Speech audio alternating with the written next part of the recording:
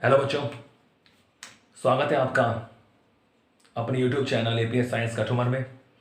तो बच्चों, last chapter 7 हमारा चल रहा है और आज हम इस चैप्टर 7 का लास्ट टॉपिक उसको स्टडी करेंगे। तो आज का टॉपिक हमारा है धारा मापी। धारा मापी, ठीक है, गैल्वेनोमीटर।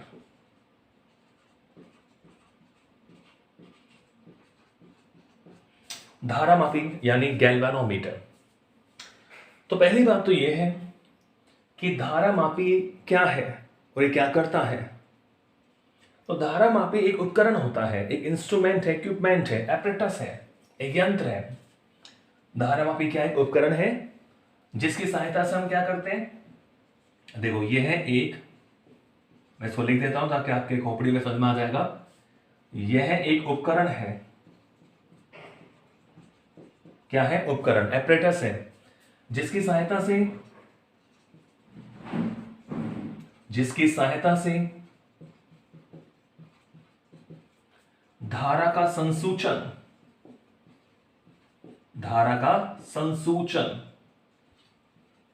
संसूचन का मतलब डिटेक्शन होना, डिटेक्शन करना कि वो धारा है कि नहीं है, धारा की उपस्थिति का अनुमान लगाना। तो यह एक उपकरण है जिसकी सहायता से धारा का संसूचन, मापन एवं धारा की दिशा का निर्धारण किया जाता है।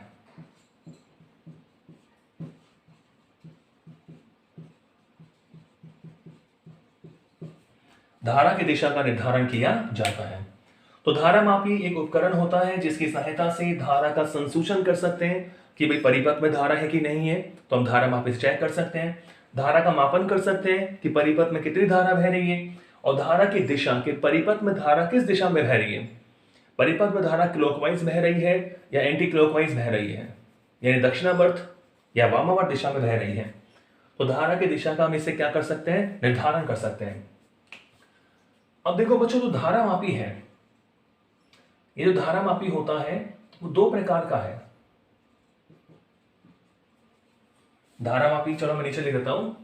ये हमारा जो धारा मापी है, ठीक है, ये दो प्रकार का होता है।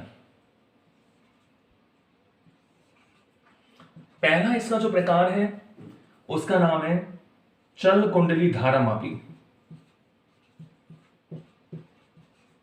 चल कुंडली धारा मापी, ठीक है। और दूसरा इसका जो प्रकार है वो है चल चुंबक धारा मापी।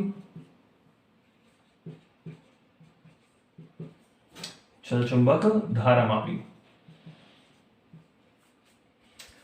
तो there are two types of galvanometer. First one is moving coil galvanometer and second one is moving magnet galvanometer. पहला है चल कुंडली धारा मापी और दूसरा है चल चुंबक धारा मापी। तो हम केवल हमारे सिलेबस के हिसाब से हमारे कोर्स में केवल क्या है, चल कुंडली धारा मापी। तो इसको पढ़ेंगे हम, चल कुंडली धारा मापी को।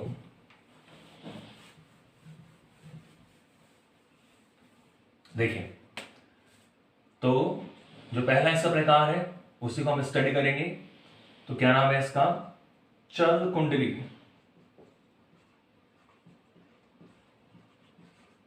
धारा मापी। चल कुंडली धारा मापी यानी मूविंग कॉइल गैल्वेनोमीटर। क्या बोलते हैं इसको, मूविंग कॉइल गैल्वेनोमीटर।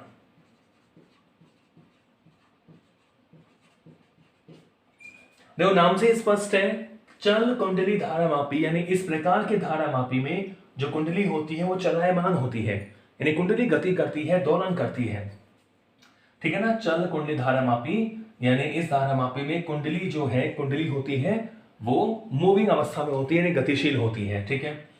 तो चल कुंडली धारा मापी भी दो प्रकार का होता है, इसके भी टू टाइप्स हैं।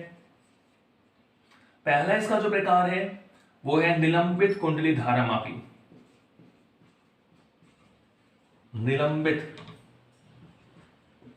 कुंडली धारा मापी।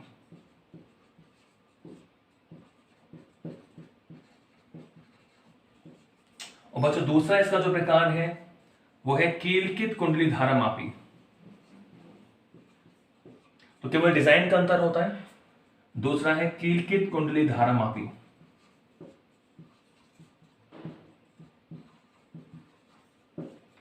ठीक है, तो हमने सीखा कि धारा मापी जो है हमारे पास दो प्रकार का है। एक तो है चल कुंडली धारा मापी, एक होता है चल चुंबक धारा मापी। अब चल कुंडली धारा मापी के भी दो प्रकार होते हैं उनके डिजाइन के आधार पर। एक तो होता है निलंबित कुंडली धारा मापी और दूसरा होता है कीलकित कुंडली धारा मापी। तो अभी हम पढ़ेंगे आज के वीडियो में निलंबित कुंडली धारा मापी। ठीक है, निलंबित कुंडली धारा मापी को स्टडी करेंगे। तो निलंबित का मतलब सस्पेंडेड,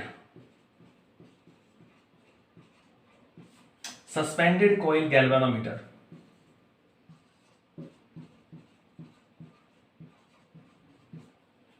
निलंबित कुंडली धारा मापी यानी सस्पेंडेड कॉइल गैल्वेनोमीटर। ठीक है, तो बच्चों नाम से स्पष्ट है कि इस धारा मापी में कुंडली निलंबित होती है।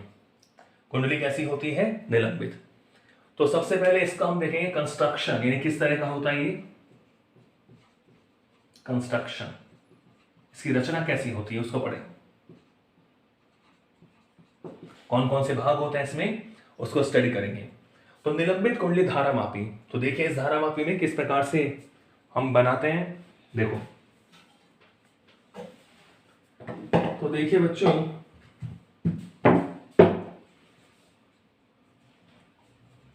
एक कॉइल होती है,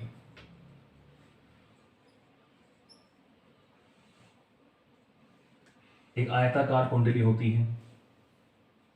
ठीक है, और यहां पर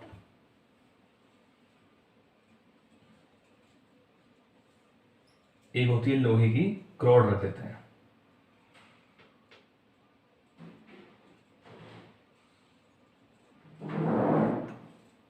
तो लोहे की क्रॉड होती है, इसे मैं थोड़ा डार्क कर दूं ताकि आपको अलग से दिख जाएगा।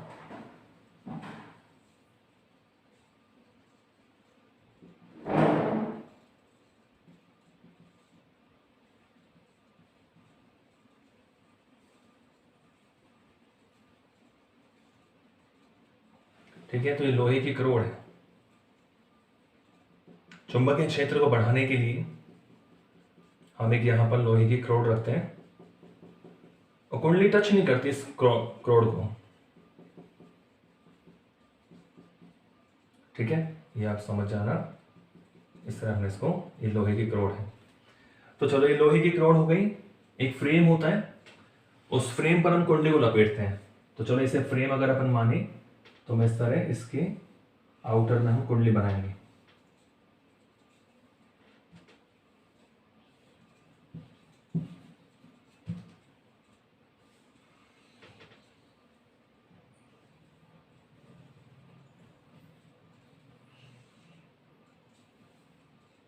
देखो, तो बच्चों देखो, ये तो होती है कुंडली, ये क्या होती है? कुंडली, जो एक फ्रेम पे लिपटी होती है और यहां अंदर हम क्या रख देते हैं? लोहे की क्रॉड। तो एक बार देख लेते हैं इसको अपन किस तरह बनाया हमने। देखो, तो अब क्या होता है, जो कुंडली है इसके दोनों भुजाओं पर, जो हमें, क्योंकि इसे सस्पेंड करना है, निलंबित करना है, लटकाना है। निलंबित का मतलब क्या होता है? लटकाना। तो यहां पर अपन एक तार लेते हैं, देखो इस तरह।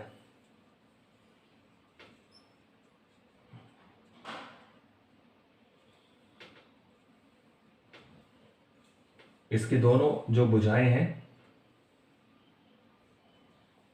ऊपर और नीचे, तो यहां पर देखो एक तो लगा होता है लेंस, सॉरी लेंस नहीं, मिरर होता है, समतल दर्पण। क्या लगा होता है बच्चों? समतल दर्पण लगा होता है। और इस दर्पण इस तरह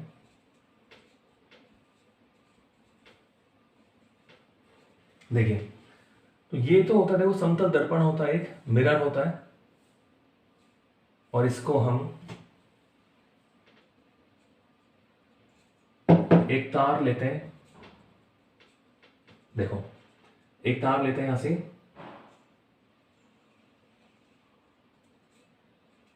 ठीक है, ये फॉस्फर ब्रांच का तार होता है। किसका होता है? Phosphor branch. एक मिश्र धातु होती है, बताऊंगा अभी किससे बनी होती है। ठीक है, तो इसे तार से यहां पर हम कुंडली को लटका देते हैं और यहां पर एक होता है, एक यहां पेच होता है। ठीक है, इसको बोलते हैं मरोड़ी शीर्ष, जो यहां पर एक टर्मिनल से जुड़ा होता है। इसे बोलते हैं T1 टर्मिनल, क्या बोलते हैं? T1 terminal. ठीक है, और यहां से कनेक्शन करने के लिए इस तरह वायर लगा सकते हैं अपन। तो बच्चों देखो, ये तो होता है मरोड़ी शीर्ष। क्या बोलते हैं इसको? मरोड़ी शीर्ष। या तार को हम यहां मरोड़ते हुए इसके पास लेके जाते हैं। ये होता है फास्फर ब्रांच का तार। किसका होता है ये? Phosphor branch. एक मिश्र धातु होती है फास्फर ब्रांच का तार। ठीक है, ये जो फास्फर ब्रांच है, इसमें क्या क्या होता है बच्चों? देखो, इसमें एक तो होता है कॉपर। क्या होता है? कॉपर, तांबा।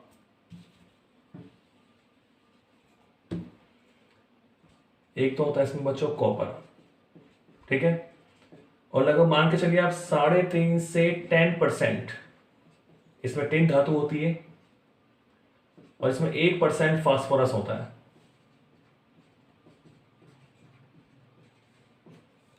तो ये मिश्र धातु का तार होता है फास्फोर ब्रांच, इसका नाम है। तो इसमें कॉपर होता है, 3.5 से 10% टिन धातु होती है और 1% क्या होता है? फास्फोर। ठीक है, यानी देख रहे हैं कॉपर सबसे ज्यादा होता है। ये होता है समतल दर्पण, प्लेन मिरर। समतल दर्पण। ठीक है, ये टर्मिनल T1 हो गया और यहां से हम कनेक्शन करने के लिए तार निकले रहते हैं। ठीक है बच्चों, ये होती है हमारी आयताकार कुंडली। आयताकार कुंडली। ठीक है, और ये होता है फ्रेम, धातु का फ्रेम होता है ये। और ये होता है बच्चों करोड़, एक लोहे की, नरम लोहे की करोड़ होती है। ठीक है, चुंबकीय क्षेत्र को बढ़ाने के लिए। तो अभी हम करंट कंस्ट्रक्शन देख रहे हैं कि क्या क्या इसमें होता है, क्या क्या बना होता है नरम लोहे की करोड़। ठीक है, तो ये तो ऊपर अपर साइड की बात हो गई। लोअर साइड में क्या होता है? यहां पर जो इसका दूसरा वाला सिरा है, यहाँ स्प्रिंग लेते हैं और स्प्रिंग की सहायता से हम यहां पर एक दूसरा टर्मिनल लगा रहता है, इसको बोल दिया T2। ठीक है, T1 और T2 क्या होते हैं? टर्मिनल होते हैं। और बच्चों यहां पर भी कनेक्शन करने के लिए इस तरह तार लगा सकते हैं अपन। ठीक है, अब ये जो कुंडली है वो इस तरह घूर्णन आकृति के चुंबकीय ध्रुवों के मध्य व्यवस्थित होती है N, और यहां बना सकते हैं इस तरह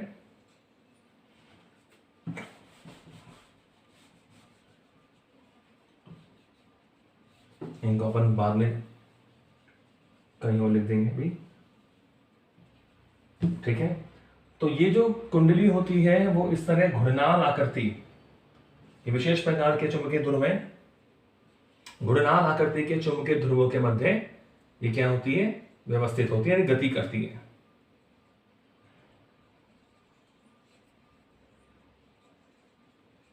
ठीक है, ओके, तो चलो दोबारा नाम लिख देते हैं, आपका रिवीजन हो जाएगा। ये स्प्रिंग होती है, this is called spring. Okay, ये N और S क्या होते हैं? घूर्णन आकृति के चुंबकीय ध्रुव। यहां लिखता हूं NS, ये होते हैं घूर्णन, यानी अवतल आकृति बोल सकते हो आप। विशेष आकृति है घूर्णन आकृति के चुंबकीय ध्रुव। ठीक है, तो इसे चलो हम नाम लिख दें इस तरह। तो चलो बताओ ये क्या था भाई? ये है समतल दर्पण। समतल दर्पण। ठीक है, ओके, और ये क्या है? आयताकार कुंडली।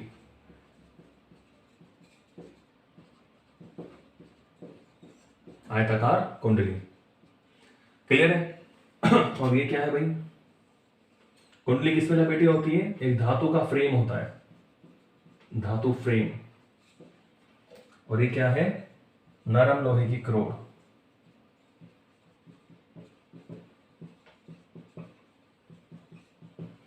नरम लोहे की क्रोड। तो ये हो गई बनावट, आप देख सकते हैं कंस्ट्रक्शन इसका।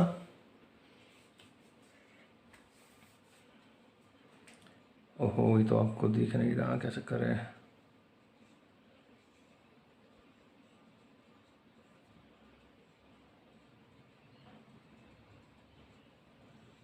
ठीक है, अब आपको विजिबल हो गया होगा पूरा।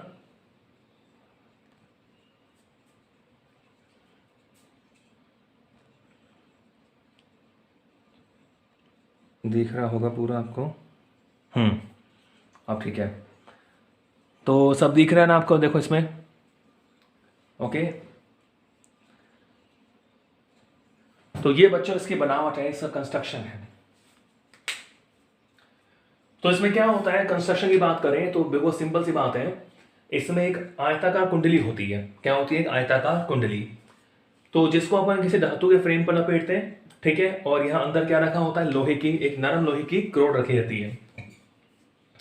ये कुंडली का जो ऊपरी वाला सिरा है वह एक समतल दर्पण लगा होता है, और एक फास्फर ब्रांच के तार की सहायता से हम इसको T1 से जोड़ देते हैं, यानी कुंडली लटकी हुई होती है। तो बच्चों ये कुंडली इस तरह होती है, तो ये फ्री इस तरह दोलन कर सकती है।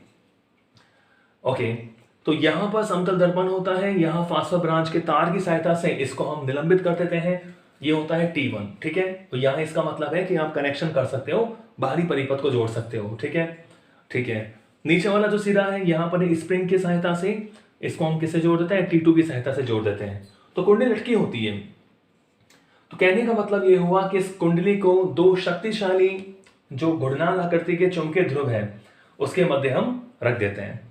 अब क्या होता है कि जैसे कुंडली में धारा प्रवाहित होती है, जैसे इस कुंडली में क्या प्रवाहित होती है, धारा प्रवाहित होती है, तो चुंबकीय क्षेत्र में धारा प्रवाहित हो रही है तो उस पर फोर्स लगेगा। जैसे कुंडली में अगर आपको ध्यान हो तो हमने एक पढ़ा था कि आयताकार लूप पर जो फोर्स लगता है, इस तरह मैंने आपको बताया था, आयताकार लूप पर इस तरह कोई आयताकार लूप था, तो अगर मान लो हमने इसे एक मैग्नेटिक फील्ड में रखा तो क्या होता है, परिणामी बल तो जीरो होता है लेकिन बलाघूर्ण लगता है। तो यहाँ चुंबकीय बलाघूर्ण लगता है, तो वो आपको ध्यान भी होगा कितना होता है बलाघूर्ण, NiAB sin अल्फा, बिल्कुल पहले हमने पढ़ रखा है। तो बनावट तो क्लियर है, ठीक है, बनावट क्लियर है कि कुंडली है, फ्रेम में लपेटा है, अंदर क्रोड है, फास्फर ब्रांच के तार की सहायता से लटकाया हुआ है, T1 T2 से जुड़ा हुआ है, नीचे स्प्रिंग है और घूर्णन आकृति के चुंबकीय ध्रुव है। अब क्रियाविधि इसकी बात करें, इसका कंस्ट्रक्शन हम देखें, देखो इसकी वर्किंग हम देखें, कंस्ट्रक्शन देख लिया है। जैसे अब कुंडली में धारा प्रवाहित होगी तो चुंबकीय क्षेत्र तो है ही, तो होता क्या है कि जो सिरे हैं इसके ऊपर वाला नीचे वाला सिरा, यहां पर जो बल है वो क्षैतिज दिशाओं में लगते हैं, तो उनकी क्रिया रेखा समान नहीं होती, यानी वो संरेखीय नहीं होते। ठीक है, जैसे इसमें आप करंट फ्लो करते हैं चुंबकीय क्षेत्र में, तो क्या होती है, कुंडली घूमना शुरू कर देती है। कुंडली क्या कर देती है, घूमना शुरू। तो इसका मतलब क्या हुआ, देखो कुंडली में धारा प्रवाहित करने पर, कुंडली में धारा प्रवाहित करने पर, इसको अपन इसका सिद्धांत भी बोल सकते हैं। ठीक है, तो देखो इसको मैं ऐसे लिख दूं कि भाई धारा मापे का सिद्धांत क्या होता है, ऐसे इसको हम लिख सकते हैं कि किस प्रिंसिपल पे काम करती है उसकी बात करें, प्रिंसिपल।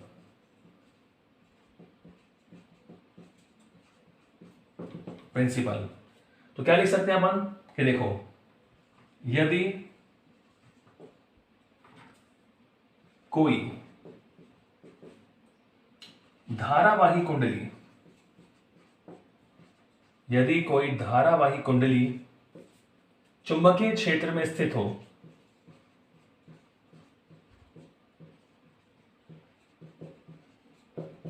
यदि कोई धारावाही कुंडली चुंबकीय क्षेत्र में स्थित हो तो उस पर एक बलाघूर्ण, तो उस पर एक बलाघूर्ण कार्य करता है। क्या कार्य करता है, एक बलाघूर्ण कार्य करता है। कि जैसे ही हमने इसमें करंट फ्लो करेंगे तो कुंडली की जो ऊपर और नीचे वाली भुजाएं हैं तो वहां बच्चों 36 दिशा में फोर्स लगते हैं जिनकी जो क्रिया रेखा समान नहीं होती, यानी दोनों जो बल मिलकर वो बलाघूर्ण का निर्माण करते हैं। तो उस बलाघूर्ण से क्या होता है, कुंडली घूमना शुरू करती है। तो इसका यही सिद्धांत है कि यदि कोई धारावाही कुंडली चुंबकीय क्षेत्र में स्थित हो तो उस पर एक बलाघूर्ण कार्य करता है जिसका मान कुंडली में प्रवाहित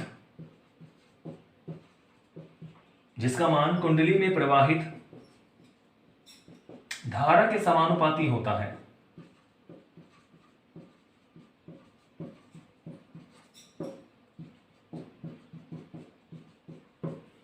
जिसका मान कुंडली में प्रवाहित धारा के क्या होता है, समानुपाती। तो ये इसका प्रिंसिपल है। धारा मापी किस बेस पर कार्य करता है कि धारा मापी में कुंडली होती है, ठीक है, वो चुंबकीय क्षेत्र में घूमती है तो उसमें क्या लगता है, बलाघूर्ण लगता है। तो जिसके कारण जो बलाघूर्ण है वो धारा के क्या हो जाता है, समानुपाती हो जाता है, ठीक है। तो यहां पर आपको पता है, बिल्कुल आप जानते हो, देखो यदि जो कुंडली है, यदि कुंडली का अभिलंब, ये हमने पढ़ा हुआ पहले, ठीक है, अब वर्किंग की बात कर रहे हैं। यदि कुंडली का जो अभिलंब है, अभिलंब चुंबकीय क्षेत्र से अल्फा कोण बनाए,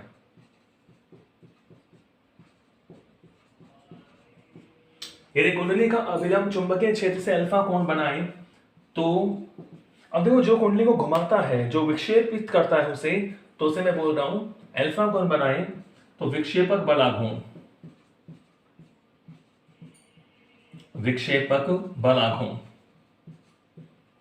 ठीक है बच्चों। तो यहां जो टाउ विक्षेपक होता है, डिफ्लेक्टेड, तो ये क्या होता है फॉर्मूला हमारा, NIAB sin अल्फा। ये हमने पहले वीडियो में पढ़ा हुआ है कि यदि कोई कुंडली जिसमें फेरों की संख्या क्या हो, N हो, धारा कितनी हो, I हो, कुंडली का जो क्षेत्रफल सदिश है A हो, B चुंबकीय क्षेत्र में है, और जो उसका अभिलंब है यानी जो क्षेत्रफल सदिश है वो चुंबकीय क्षेत्र के साथ अल्फा कोण बनाता है, तो उस पर इतना बलाघूर्ण लगता है। इस बलाघूर्ण के कारण ही कुंडली क्या करती है, घूमती है। इस बलाघूर्ण के कारण ही कुंडली क्या करती है बच्चों, घूमती है, ठीक है। तो tau is equal to NIAB sin alpha. अब ये जो हमने अवतल आकृति के, घूर्णन आकृति के चुंबकीय ध्रुव लिए हैं, तो इनका कारण ये होता है कि कुंडली चाहे पूरे रोटेशन में किसी भी स्थिति में हो, जो घूम रही है, तो 360 डिग्री हो, किसी भी डिग्री पर हो, हमेशा अल्फा क्या होता है, 90 डिग्री होता है। यानी कुंडली का तल हमेशा चुंबकीय क्षेत्र के कैसा होता है, कुंडली का जो तल है हमेशा चुंबकीय क्षेत्र के कैसा होता है, समांतर होता है। यानी अल्फा हमेशा क्या होता है, 90 डिग्री, ठीक है। इसको आप देखो ऐसे भी समझ सकते हैं, देखिए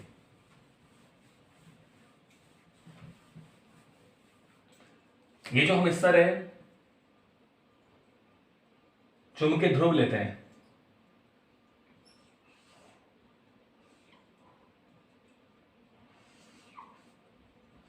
ठीक है, ये N और S। हमारा हमारी आयताकार कुंडली है, तो अब चुंबकीय बल रेखा क्या होगी, N से S की ओर होगी। तो कहने का मतलब ये हुआ कि कुंडली अब किसी भी तल में घूम ले, कुंडली मान लो ऐसे है, देखो कुंडली ऐसे है तो बल रेखा तो ऐसी हो गई N2S। कुंडली मान लो अगर ऐसे आई, अवतल आकृति का यही फायदा इसमें, तो बल रेखा तो ऐसे हो गई N2S। तो मतलब किसी भी स्थिति में हो, कुंडली मान लो ऐसे है तो बल रेखा ऐसे होगी N2S। कहने का मतलब हमेशा जो कुंडली का तल है वो चुंबकीय क्षेत्र के समांतर होता है। यानी चुंबकीय क्षेत्र, ये सब किसी डायरेक्शन है, मैग्नेटिक फील्ड की डायरेक्शन है, किसी डायरेक्शन है भाई, मैग्नेटिक फील्ड की। तो हमेशा कुंडली का तल चुंबकीय क्षेत्र कैसा होता है, कुंडली का जो तल है वो चुंबकीय क्षेत्र कैसा होता है, हमेशा समांतर होता है। कैसा होता है बच्चों, समांतर होता है। और समांतर होने से हमेशा जो अल्फा की वैल्यू होती है वो यहाँ क्या होती है, 90 डिग्री, क्योंकि जो अभिलंब है वो तो तल के लंबवत होगा। तो कुंडली का तल हमेशा क्या होता है, चुंबकीय क्षेत्र के समांतर। तो ये अवतल आकृति होती है, अवतल आकृति के कारण ही अवतल आकृति जो हमने चुंबकीय ध्रुवों की ली है उसके कारण ही कुंडली का तल, कुंडली का जो तल है सदैव चुंबकीय क्षेत्र के समांतर होता है।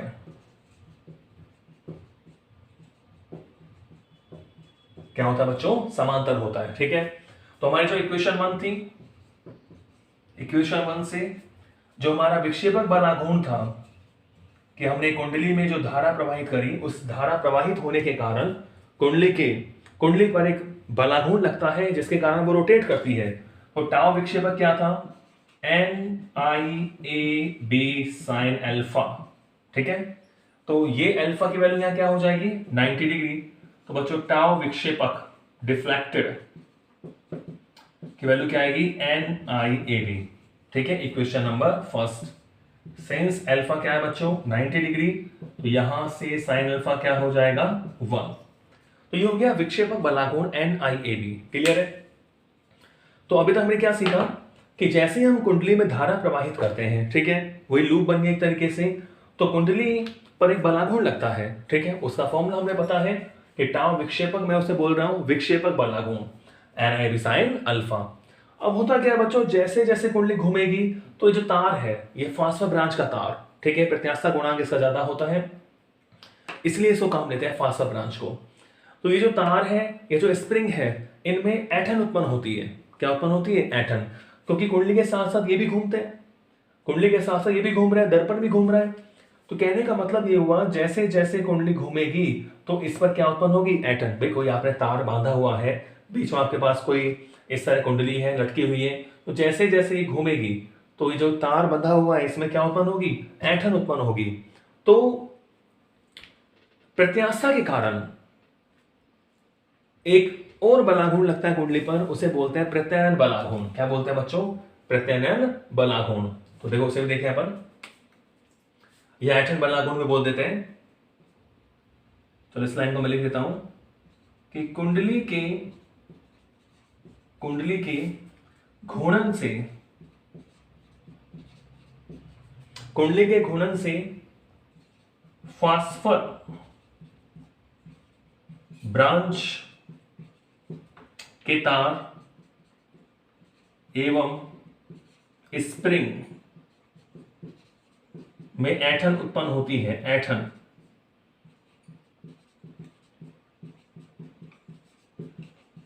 उत्पन्न होती है, जिसके फलस्वरूप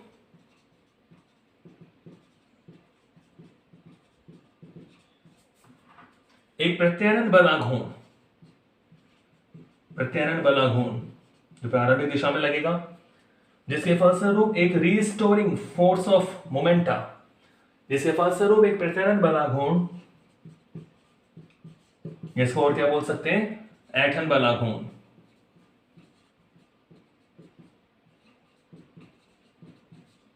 ऐठन बलाघूर्ण उत्पन्न होता है। ठीक है बच्चों, तो कुंडली में के घूर्णन से फास्फर ब्रांच के तार और स्प्रिंग में क्या उत्पन्न होता है? ऐठन। इन्हें विरोध करती है वो घूमने का। किसका विरोध कर रही है? घूमने का विरोध कर रही है।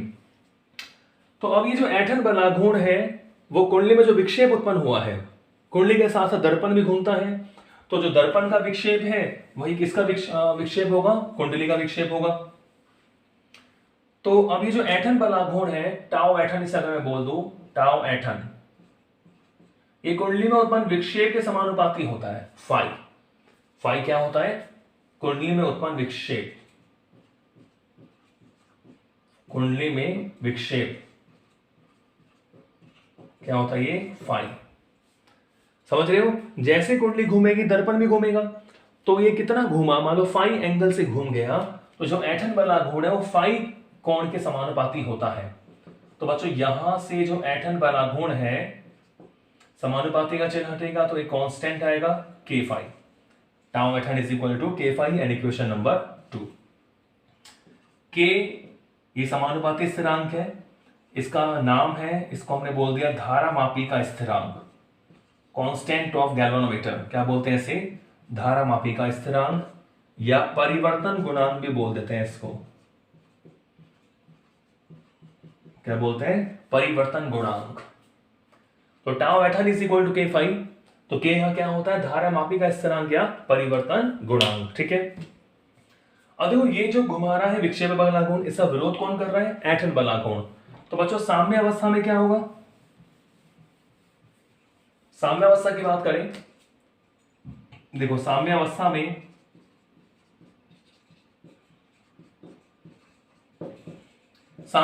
में जो टाउ विक्षेपक है वो किसके बराबर हो जाता है? टाउ एटन के। किसके बराबर हो गया बच्चों? टाउ एटन के। और टाउ विक्षेपक की वैल्यू क्या है? NIAB is equal to tau एटन कितना है बच्चों? K5। ठीक है। तो यहां से आप देख रहे हैं कि I is equal to, sorry यहां K की जगह आप C लिखेंगे क्योंकि यहां K नहीं है, C है। सॉरी, टाउ एटन इज इक्वल टू C5, यहां K लिखेंगे। तो धारा मापी का स्थिरांक नहीं है, इसे थोड़ा कनेक्ट करें। C को बोलते हैं एटन नियतांक। C को क्या बोलते हैं? एटन नियतांक। ठीक है ना? हाँ, K यहां पे आता है। देखो NIAB इज इक्वल टू क्या हो गया? C5। तो बच्चों I इज इक्वल टू क्या होगा? C upon NAB। इसको बोलेंगे K। तो K क्या फिक्स होता है? K यहाँ जो एक समानुपाती नियतांक है लेकिन वो फिक्स है, वो धारा मापी स्थिरांक बोलते हैं। यहां एटन नियतांक आता है तो C से हम डिनोट करते हैं। तो I इज इक्वल टू हो गया C अपॉन NAB इंटू 5। अब जो यहां पर I इज इक्वल टू, इसको मैं बोल रहा हूं K5। I is equal to K5, equation number 3। अब हम लिख सकते हैं जहां जो K की वैल्यू है वो क्या है? C upon NAB। K की वैल्यू क्या है भाई? C upon NAB। ठीक है। तो देखो C कांस्टेंट है, एटन नियतांक, N फेरों की संख्या कांस्टेंट है, A क्षेत्रफल सदिश कांस्टेंट है, B मैग्नेटिक फील्ड चुंबकीय क्षेत्र ये भी कांस्टेंट है। तो C अपॉन NAB को बोलते हैं धारा मापी स्थिरांक। धारा मापी स्थिरांक या धारा मापी का परिवर्तन गुणांक।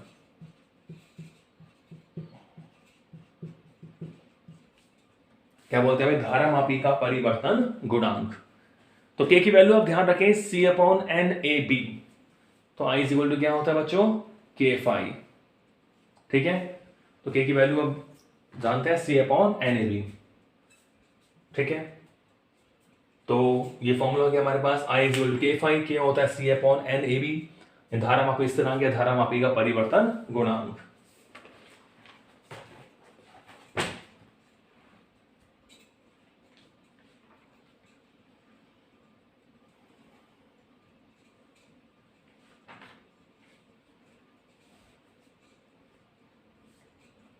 ठीक है बच्चों। अगर K तो हमें मालूम होता है K कांस्टेंट है, तो यहां बात होती है अब किसकी? फाई की, यानी जो कुंडली में विक्षेप उत्पन्न होगा इसको हम कैसे ज्ञात करते हैं, तो इसको भी आपको ध्यान रखना है।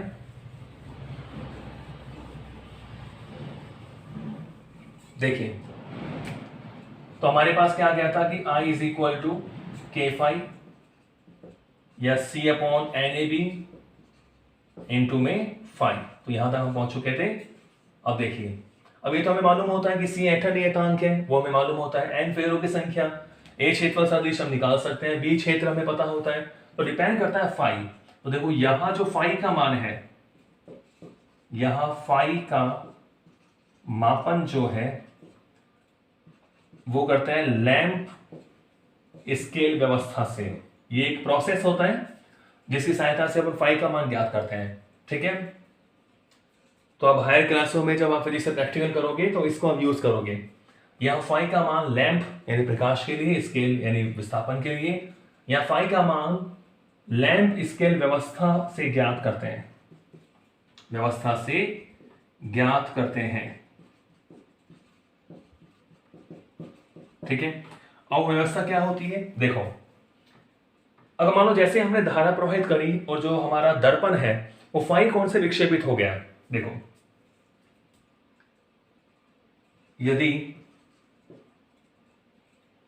धारा प्रवाहित करने पर, यदि धारा प्रवाहित करने पर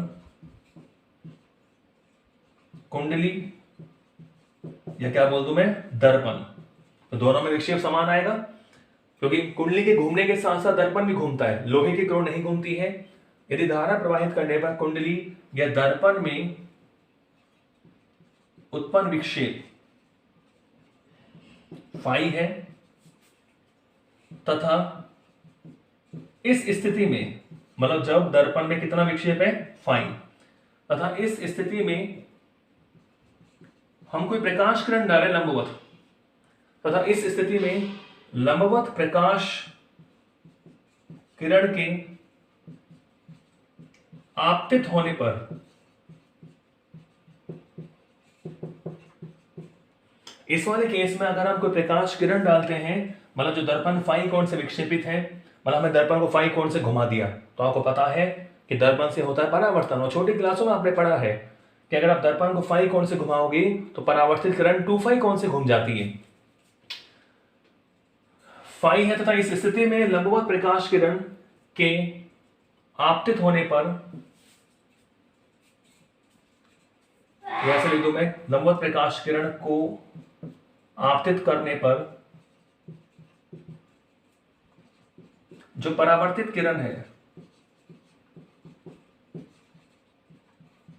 वो 2 फाई कोण से घूम जाती है, 2 फाई कोण से विक्षेपित होती है, विक्षेपित होती है। ठीक है बच्चों, ठीक है। तो अब इसमें हम किस तरह निकालते थे फाई का मान, देखो, यदि स्केल पर, जो हमने स्केल लगाया हुआ है पर्दे पर, यदि स्केल पर प्रकाश बिंदु का विस्थापन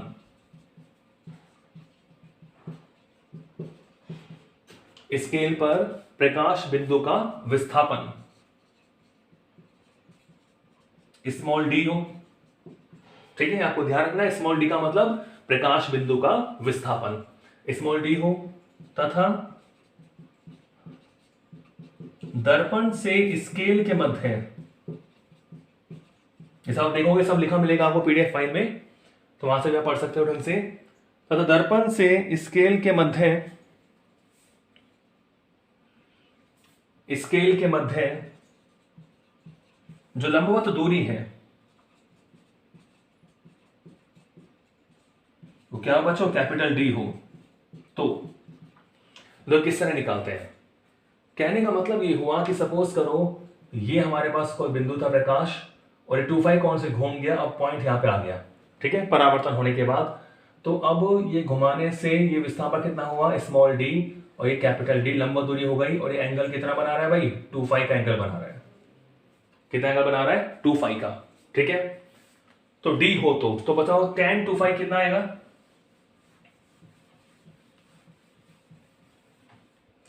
तो आप देखेंगे इस वाले चित्र से कि tan 2 फाई कितना मिलेगा हमें, लंब बटा आधार small D upon capital D, ठीक है। 2 फाई बहुत कम होता है क्योंकि 2 फाई अल्प है,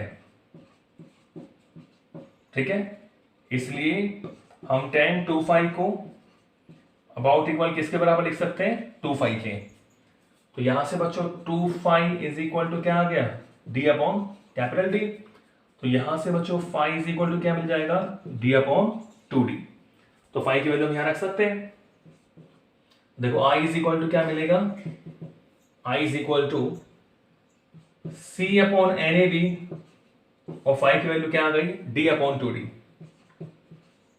डी अपॉन 2d, यानी आई इज इक्वल टू के डी अपॉन 2d, ठीक है, क्योंकि सी अपॉन एन ए बी किसकी वैल्यू होती है, के की, तो आई इज इक्वल टू के डी अपॉन 2d, तो इस तरह हम, क्योंकि देखो के हमें मालूम होता है, डी हमें मालूम है, डी अपॉन कैपिटल डी आपको मालूम है, तो हम धारा का मान ज्ञात कर सकते हैं, ठीक है। तो इसकी वर्किंग है, और इसमें आगे देखो आपसे सुग्राहिता वगैरह पूछ लेते हैं, तो उसको पढ़ेंगे अपन। देखिए इसमें बढ़ता है धारा सुग्राहिता,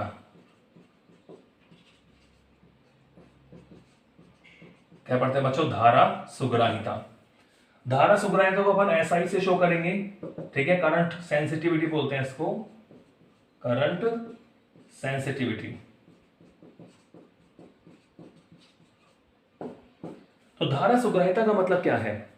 धारा सुग्राहिता का मतलब है कि अगर अपन गैल्वेनोमीटर में इकाई धारा प्रवाहित करें, यानी φ/I, देखो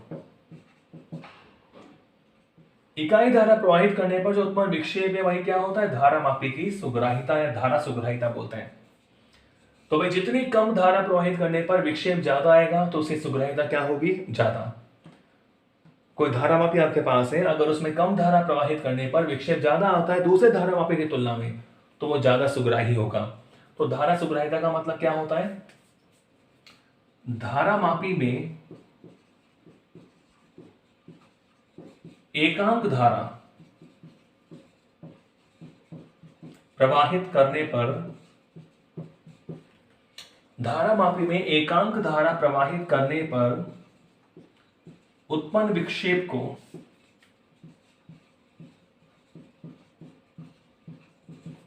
एकांक धारा प्रवाहित करने पर उत्पन्न विक्षेप को ही क्या बोलते हैं भाई? धारा सुग्राहिता कहते हैं।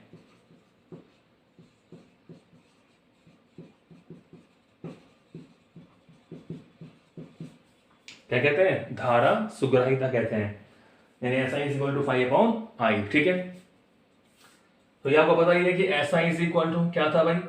φ/I, और I बराबर क्या था? K∅। I बराबर क्या था? K∅। फाइ से फाइ कैंसिल हो गया, यानी 1/K, और K क्या था? C/NAB। तो ये धारा सुग्राहिता ऐसे लिख सकते हैं, NAB/C, ठीक है। तो धारा सुग्राहिता बढ़ाने के लिए फेरों की संख्या ज्यादा होनी चाहिए, क्षेत्रफल ज्यादा होना चाहिए, चुंबकीय क्षेत्र ज्यादा होना चाहिए, और C होता है ऐंठन नियतांक। C क्या होता है? ऐंठन नियतांक। बच्चों C की वैल्यू होती है η πr4 θ/2l। C की वैल्यू क्या होती है? η πr4/2l। ऐंठन नियतांक होता है η πr4/2l। ईटा होता है हमारा प्रत्यास्थता गुणांक, R त्रिज्या है तार की, L क्या होती है? लंबाई। तो अगर इसमें रखें इस वैल्यू को तो क्या आएगा? देखो कि NAB/C की वैल्यू क्या है? η πr4/2l। η πr4/2l, ठीक है। तो कहने का मतलब धारा सुग्राहिता को बढ़ाने के लिए जो हमने फास्फर ब्रांच का तार लिया है वो लंबा होना चाहिए, क्योंकि L बढ़ेगा तो सुग्राहिता बढ़ेगी। चुंबकीय क्षेत्र ज्यादा होना चाहिए, क्षेत्रफल ज्यादा होना चाहिए, फेरों की संख्या ज्यादा होनी चाहिए, त्रिज्या कम होनी चाहिए, पतला तार लेना चाहिए, ईटा कम होना चाहिए। तो इसीलिए हम फास्फर ब्रांच का तार काम लेते हैं ईटा, क्योंकि उसका क्या होता है? कम होता है। प्रत्यास्थता गुणांक जो है वो कम होता है फास्फर ब्रांच के तार का, तो इसलिए हम फास्फर ब्रांच के तार को काम में लेते हैं। क्वेश्चन पूछ लेते हैं छोटे 1 नंबर में कि निलंबित कुंडली धारा मापी में कुंडली को निलंबित करने के लिए या कुंडली को लटकाने के लिए हम फास्फर ब्रांच को ही क्यों प्रयुक्त करते हैं? तो आपका आंसर क्या होगा कि क्योंकि फास्फर ब्रांच के तार का प्रत्यास्थता गुणांक कम होता है, और हमें पता है कि प्रत्यास्थता गुणांक कम होने पर सुग्राहिता बढ़ जाती है, इसलिए सुग्राहिता को बढ़ाने के लिए हम फास्फर ब्रांच के तार को यूज करते हैं, ठीक है। ये क्या होती है बच्चों? धारा सुग्राहिता, ठीक है। विक्षेप बटा धारा। ऐसे अपन वोल्टा सुग्राहिता निकाल सकते हैं।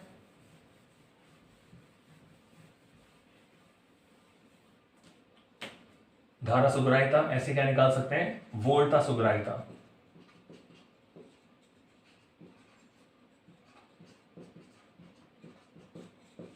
ठीक है, इसे बोलेंगे SV, वोल्टेज सेंसिटिविटी। तो वो तो कहता है एकांक धारा पर उत्पन्न विक्षेप, वही क्या हो जाएगा? एकांक वोल्टेज पर उत्पन्न विक्षेप। तो वोल्टा सुग्राहिता का मतलब SV is equal to φ/V। φ/V। एकांक विभवांतर पर एकांक वोल्टेज पर जो उत्पन्न विक्षेप है उसे क्या बोलते हैं? वोल्टा सुग्राहिता कहते हैं, ठीक है, यानी विक्षेप बटा विभवांतर। अब देखो, यदि धारा मापी का जो प्रतिरोध है, यदि धारा मापी का प्रतिरोध क्या हो? कैपिटल G हो, तो बताओ ओम के नियम से आप क्या लिख सकते हो, V इज इक्वल टू आई जी, धारा गुना प्रतिरोध। धारा I है, प्रतिरोध कैपिटल Z है, तो विभवांतर क्या हो गया, आई जी।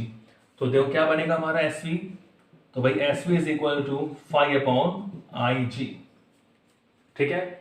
और ये SV is equal to 5/I तो क्या होता है SI, तो SI/G। तो हम न्यूमेरिकल के हिसाब से कोई भी फॉर्मूला यूज कर सकते हैं, SI/G, ठीक है बच्चों। तो धारा सुग्राहिता हो गया, वोल्टा सुग्राहिता। अब बचा इसमें धारा मापी का दक्षतांक, फिगर ऑफ मेरिट। क्या बोलेंगे, धारा मापी का दक्षतांक।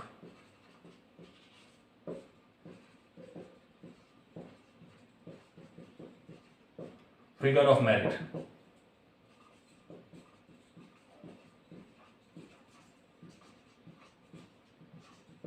धारा मापी का दक्षतांक यानी फिगर ऑफ मेरिट। तो फिगर ऑफ मेरिट को देखो एक्स से शो करते हैं, दक्षतांक को कुछ डेफिनेशन है। धारा सुग्राहिता का जो व्युत्क्रम है उसे क्या बोलते हैं, दक्षतांक। यानी एसआई का मान क्या आता है, 5/I। C/NA था, तो यहां क्या हो जाएगा, NAB/C।